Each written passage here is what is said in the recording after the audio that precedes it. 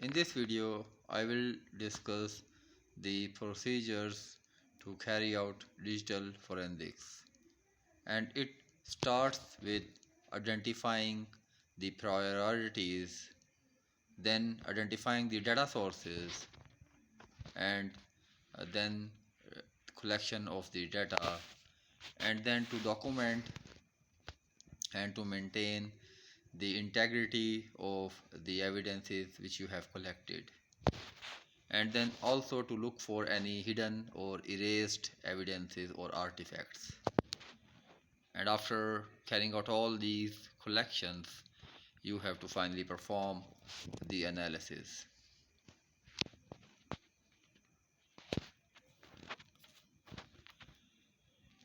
Now, the incident response plan should include the investigation procedures to find out the details regarding an incident, and forensic procedures should be part of your incident response plan, especially once a crime is committed or the incident has a larger impact.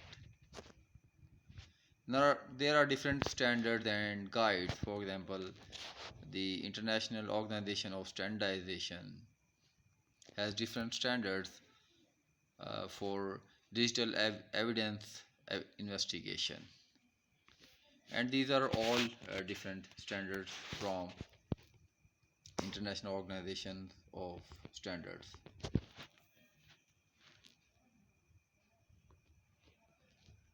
Furthermore, the SANS also has different cheat sheets, quick start guides, and posters regarding different forensic or investigation procedures. And National Institute of Science and Technology also has different procedures to ensure the quality of forensic tools, and they also have certain training programs. And one of the programs to ensure the quality of forensic tools is called computer forensic testing program, tool testing program. So digital forensic can be performed proactively if you have suspected an incident, or it can be performed reactively after an issue or incident has reported. So first phase is to identify the priorities to collect the forensic data. So once an incident has happened, then an organization can have two priorities. One could be the resumption of your business services, or second could be to minimize the damage. So if your priority is to resume your business service, then you may carry out the wiping and reimaging of your servers, but you will then lose the critical artifact related to the investigation data. And if the focus is on minimizing the damage, then uh, you may take the system offline and then investigate it and preserve these details. So service will remain unavailable, and furthermore the cost of duplicate equipment, you have to bear that cost. So you have to clearly identify your priorities, and based upon these identification, then you have to perform, or you have to further identify the data sources. So it will reflect the relevant information related to an incident, and then you can take timely actions based upon the type of information or data sources. For example, if the data is related to a log data which is short lived, then you have to promptly collect this data, or the RAM data which is also volatile.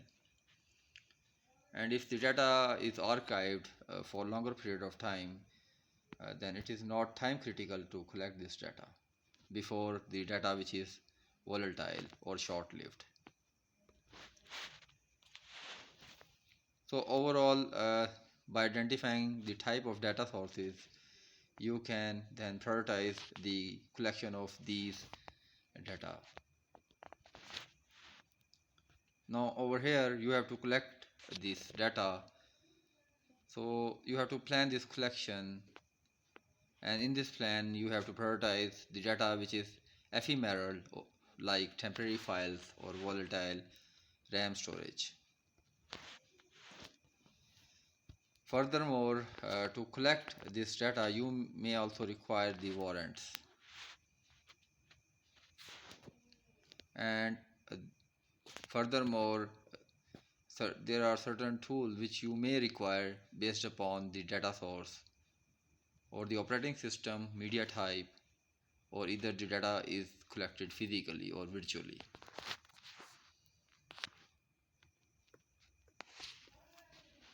Now after collection you have to document everything to ensure the chain of custody. So this documentation may include the collection time and its handling by everyone.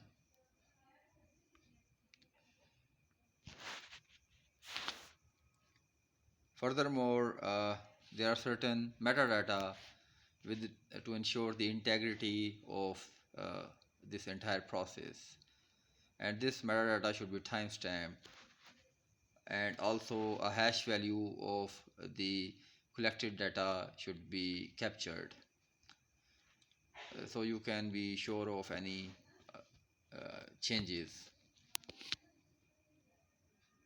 that this data is unchanged and the chain of custody is also intact.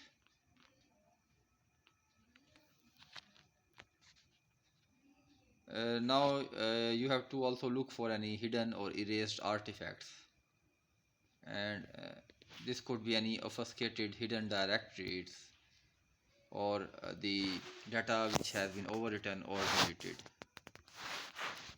So it could be done due to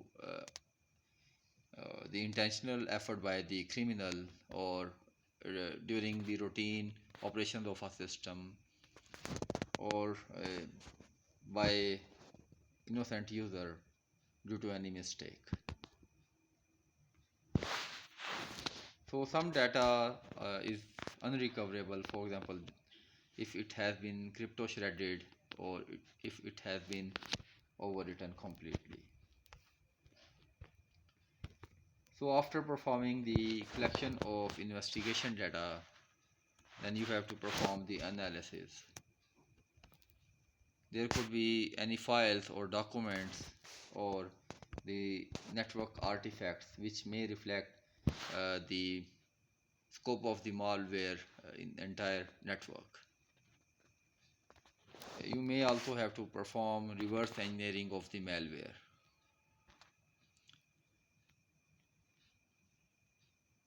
To identify the timeline of the entire criminal activity or the incident or the sequence of these criminal activities.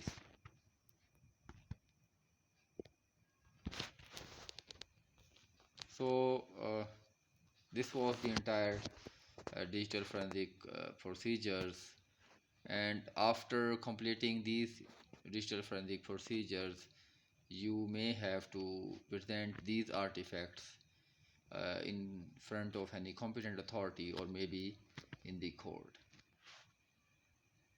So overall the chain of custody should be intact at all cost, otherwise the evidences or the artifacts which you have collected during digital forensic process will be considered invalid. Thank you.